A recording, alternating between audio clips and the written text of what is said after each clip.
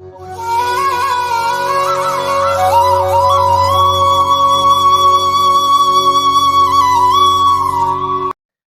பக்தர்களுக்கு என் அன்பு வணக்கங்கள்.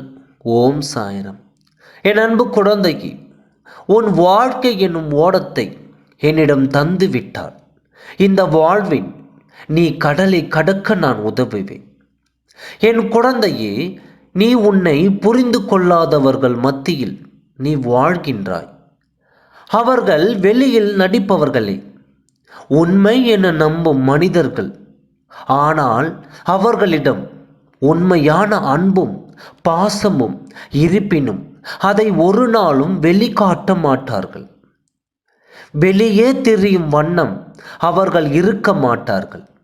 அப்படி வேஷம் போடுபவர்களை நம்புகின்றவர்கள் பாவம் குழந்தையே. அப்படி இருப்பவர்களை ஒரு பொழுதும் குறை சொல்லாதே. உனக்கு ஒரு விஷயம் பிடிக்கவில்லை என்றால் அதை விட்டுவிடும். அதை விட்டு அகன்றுவிடும். அதை யோசிக்காமல் வாழ கற்றுக்கொள். உன் வாழ்க்கையில் உன் அன்புக்கு தகுதியானவர்களை தான் அனுப்புவேன். அதுவரை சற்று அமைதியாக இரு. உன்னிடம் அன்பு காட்ட யாருமே இல்லை என வெம்பாதே. உனக்கு நல்லது நடந்தால் அது உனக்கு சந்தோஷத்தை கொடுக்கும். இதையே நீ மற்றவர்களுக்கு நல்லதாய் நினைத்துப்பார். வாழ்க்கையே அழகாகும். உன் வாழ்க்கை நிறைவடையும். வாழ்க்கையில் நிம்மதி காற்று வீசும். யோசனை அதிகமாக இருந்தால் சுகம் பெரிய அளவில் வரப்போகிறது என்று அர்த்தம். கவலைப்படாதே, உன் அப்பா நான் இருக்கிறேன். யாரெல்லாம் நம்மோடு இருப்பார்கள் விலகுவார்கள் என்று காலம் முடிவெடுப்பதில்லை. அவரவர்களின் வார்த்தைகள் நடத்தைகளும் தான் தீர்மானிக்கிறது. உன் அப்பா நான் இருக்கின்றேன்.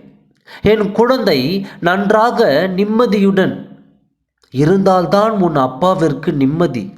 நிச்சயம் உன்னை செம்மைப்படுத்தி உன்னை சந்தோஷமான வாழ்க்கையை வாழ வைப்பேன். தினம் தினம் நீ ஏங்கி அழுதது போதும்.